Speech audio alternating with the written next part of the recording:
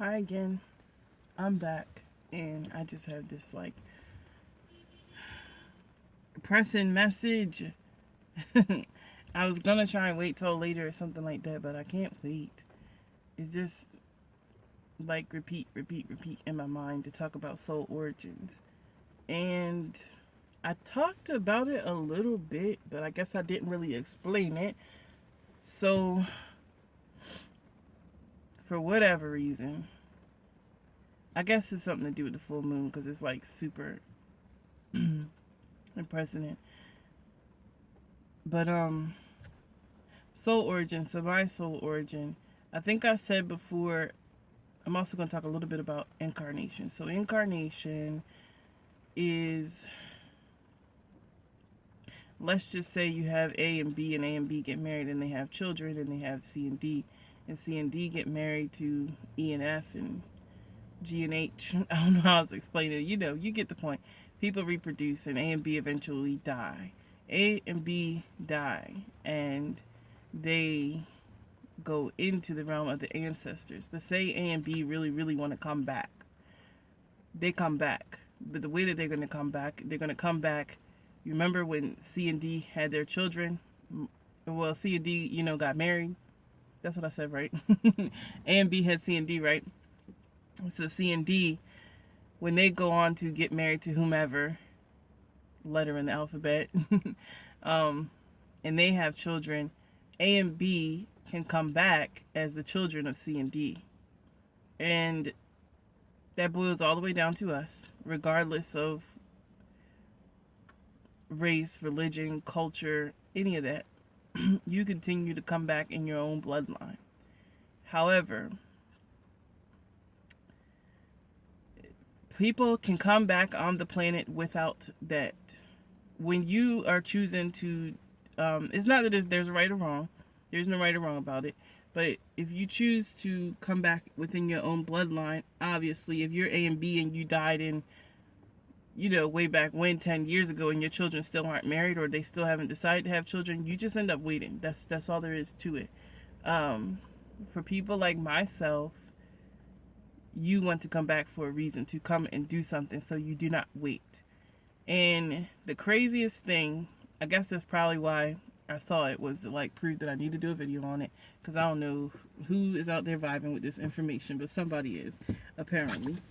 Because the feeling like won't go away. I've been thinking about it a lot lately. And then I was watching someone else's video about twin flames, and she said some of you came in, and I thought that I was one of few people that know about this, because literally nobody talks about soul origins, like literally. So I'm just thinking, okay, I just know because I remember, which I do remember. And I'll talk about that too. But the woman said in the video, she's like, some of you came in the right way, which, like I said, there's no right or wrong. You just get here, you do what you're supposed to do. But some of you came in the same bloodline and all the other kind of stuff like you're supposed to come in. But some of you came in following after your true love. And you got crappy parents. You didn't get nice, you know what I mean? Like, you didn't have a nice childhood. You didn't have everything set all out for you to do well. You had a lot of odds against you because of that impatience. And I know she wasn't particular. If you understand the spiritual path, then you know that she wasn't saying it in a condemning way. But it just sounds that way, if that makes sense. I didn't take it personal. I just felt like, damn, like somebody understands what I'm talking about. And so choosing to come to the planet quickly like that, you don't know what you're going to get. It's like a lottery. A lot of people say you choose your parents and all sorts of kind of stuff. Some of us come here with such urgency. I almost said something in Spanish. Like, I was about to say con tanta prisa. But no, some of us come here with such a sense of urgency for whatever reason that we don't do what other people do by staying in our bloodline. We drop in wherever. And that's why I think it said in the other video, you have like a black sheep of the family and people that are like outrageously different from their family. And that's me. And so my soul origin, I remember what planet I come from, where I come from, what my people are like, what the language is like, how we communicate. But I've only told one other person the name of that place, and I don't want to repeat it. She hasn't actually heard how it's pronounced. um, but it doesn't sound like human language, so um, I don't know. I don't feel comfortable saying it right now, so I'm not going to. But I will say that the planet is blue, and that we call it the blue planet, and it's a place of peace. And we live to serve one another as a people. And in order to get into the earth, the earth on the outside, like the earth is just like the human body. There's a body, there's a physical dirt and, plants and trees and blah, blah, blah. But just like us, but on the outside, there's, an ethereal field that encases what I guess is like the soul of the earth. Excuse me, just like us.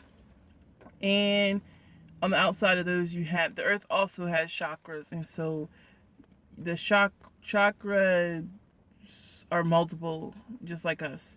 And there's so many of them from top to bottom and left and right and east and west and north and south. There's chakras all over the planet that are invisible to the human eye. However, sometimes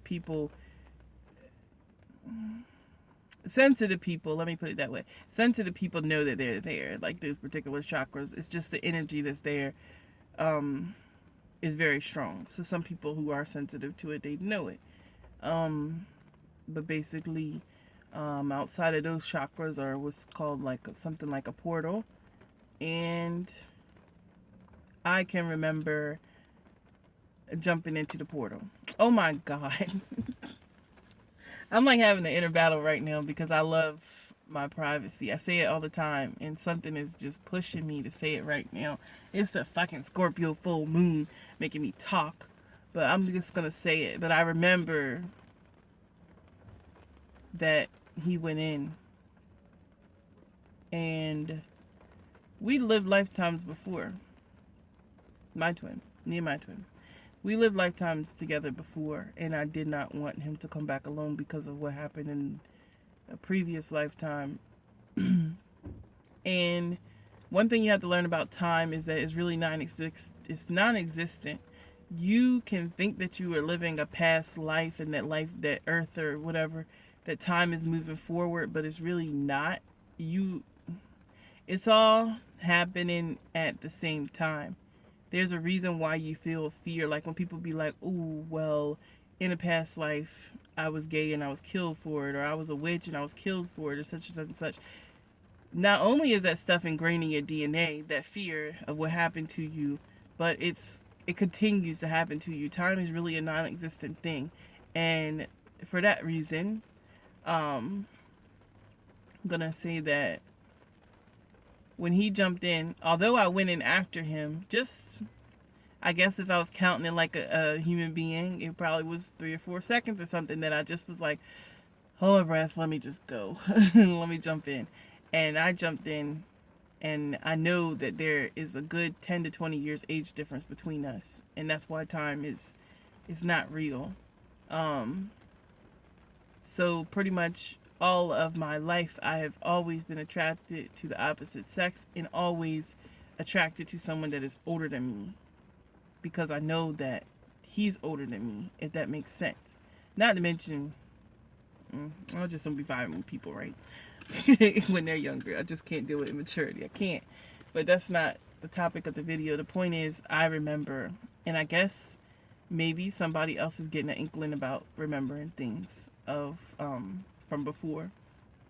But we as a people, where I come from, we don't we use words, but we don't need them. We have a language, but we don't use it very much. It's not it's like you speak words in how we would yell, if that makes sense. Like, we speak telepathically, and it's just like in human conversation where you're talking like I'm talking right now with a regular normal speaking tone, and then if I was to get super emotional about something or super up like that, then we would use words. That's how we use them. And yeah, it sounds different. Um, every lifetime, every lifetime I come, I'm a witch. I'm that different one. I did have a bloodline, but I didn't come into it because there was no opportunity to come in that quickly and get back into it. And that's a part of the reason why I'm quite different from, like, I'm supposed to be Black American, but the only thing I identify with all my freaking life is Caribbean culture. Um, all my freaking life. It's just crazy to me. That's the only thing I identify with. It's just weird. And other people, Caribbean people, all swear I'm Caribbean. And the funny part is, even like, okay, if like Trinidadians and stuff like that, how some of them look Black, some of them are Indian. Even the Indian ones be like, oh, I thought you was from Trinity. I thought you was a Trini too. Like, they just be talking to me about stuff. And, well, we vibe. So, more things than one will tell you where it is that you came from. It's about what you like. It's about what you're attracted to. It's about what sticks out to you. I feel like some people come here in the planet and they're drawn to other things and get made fun of it. Like, I've met Black people who have a extremely strong sense for Asian culture, and they want to be a part of it and learn it and all kinds of stuff. And people are like, you're Black, why do you want to learn that? Same thing with, like, what do you call it? People who want to be, well, white, or people who want to be Hispanic, but they're not. I just feel like you are drawn to things that you knew. You're drawn to the familiar.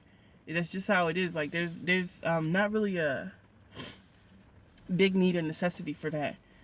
But soul origins, back to that. So soul origins.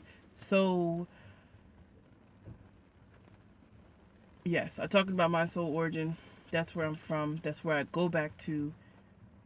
I'm aware that other human beings stay inside of a human sphere and continue to reincarnate as many times as you like. After you ascend it, you really have no reason to be on planet Earth. This is a school planet. It is a place where you learn and where you grow. We just get taught so many things when you're here that you begin to believe that this is all there is to life. And when you get done, that, you're going to be judged. You are going to be judged, but it's not how you think. And it's not the way that you think. It's actually quite similar to Egyptian culture, where they say that, if your heart wasn't as light as a feather or whatever, then you coming back. Then it's a no. It's kind of like that. Ascension is what causes you to be that light as a feather on a scale. It's about forgiveness. It's about growth. It's about being the best you. And in this lifetime, it couldn't be more obvious to me that this is the time that I need to be the best me. That I'm going to be the best me. Not need to. I'm going to be. Everything is lining up. When all of my chart says your life is going to suck. Everything about my life, it says you're meant to be this. Or you're meant to turn out like that. I'm going in the opposite direction and really seeing the greatness that I can be. Lately, that's what I meant to say this morning when I recorded that video talking about know thyself. I really feel like I'm seeing the light inside of me that so many people try to put out. And it's just like a stinging feeling, like, damn, this is what somebody else really fucking hated about me. And it makes me think about my mom. It makes me think about other family members. It makes me think about people when I was younger that I used to be friends with, or people that I wanted to be friends with, people that were drawn to me but wouldn't actually say anything. Sometimes you don't know it, but people see stuff in you that you can't see, that you have no idea is there. Like, as a kid, teenager, preteen, whatever you want to call it, I knew that I could sing, and I sang well, but I didn't feel like I was a threat to anybody else, but other people did. Somebody was hearing something that I couldn't hear. Somebody was seeing something in my writing that I couldn't see. So on and so on. And it's like, I really took, when you're a kid, you don't know any better. Excuse me. You really don't know any better. And everything that somebody said to me, because I became somebody that was self-conscious, because I became someone that was shy and insecure about every goddamn thing, I took everything to heart. It never occurred to me that there's something that this person does not want to see come to light inside of me. Like, now I feel like, okay, I am that light. And why should anything stop my shine? Why? There's no reason for that, There's no excuse. Like, I feel like right now at the end, I can go on and say, oh, I'm so shy, or I'm so scared, or I'm so afraid, or I'm lacking resources, or I'm lacking that. I can go on and say all of this bullshit as excuses. But at the end of the day, when it's time for me to go home, what excuse am I going to give for not doing what I came to do? There's no excuse for that. And whether I find him or whether I don't find him, I have no excuse not to complete my mission, and he has no excuse not to complete our mission. It's just easier with each other. That's all there is to it. And so right now, I'm just encouraging myself, I guess, with this video, and putting out some knowledge and encouraging myself, because the point of reunion, it's not union, it's more like a reunion, because we've not lost each other. We stay, like I said, the way that we communicate in our planet is telepathy, blah blah blah. I can't talk. So it's not uncommon for us to have a conversation that way. I know that he's still around. And we draw on each other's strengths that way. And I do think that we're meant to meet physically. It's just the point of, I have a certain level that I need to be at. I knew when I came to Baltimore, like, everything lined up in a certain way to the point that I knew that this is where I'm going to meet him. And once I complete this phase, and I feel like I've been here for 3 years in a fucked up situation. I don't know how else to say it. And it's like, all of a sudden, at the end of this time, where I'm just like, you know what, I'm ready to get out this city. You know what, you just gonna have to meet me somewhere else, because this is some bullshit. But I feel like there's something to do with the coordinates of this city versus where he is. I'm not sure why, but things are starting to make sense. It has a big something to do with coordinates, like latitude, longitude, if that makes sense. Secondly, I feel like all of it is making sense now, and I am becoming the person that I'm supposed to be, like, understanding what I'm supposed to be doing, not just knowing, because I've known for a long time that I came to this planet to help people. I came to assist him in helping people. I can't give, like, all the details, because that's between me and him, but it's gonna kind of obvious as I come out in the work that I do. There's a reason I came back as a witch. There's a reason I came back clairaudient. There's a reason that I come with the gifts that I came with. I don't necessarily need clairvoyance and all that kind of stuff because of where I come from. I'm trying to think what else is, like, super pressing. I hate when I shut the video off and then turn around and think of something else that I should have said. You're so annoying. But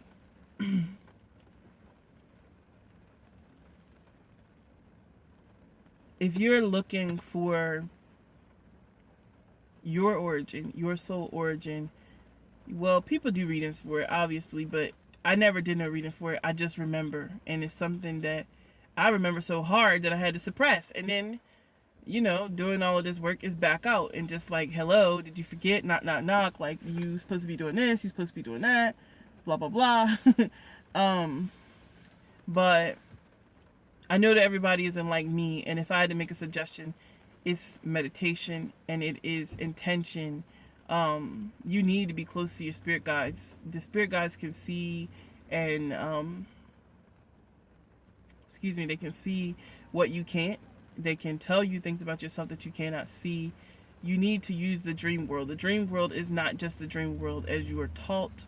I guess I'm going to do another video on that, because when you are asleep, yeah, I'm going to totally have to do another video on it. I can't even explain it without going into stuff. And another thing that I'm going to start to share is some more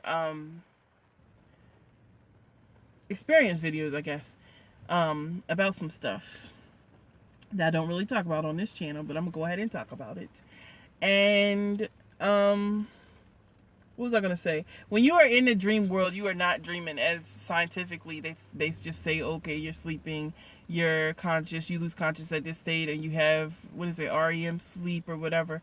That happens. It does happen, but you are not inside of your body when you are sleeping. You are passing into other realms and other dimensions.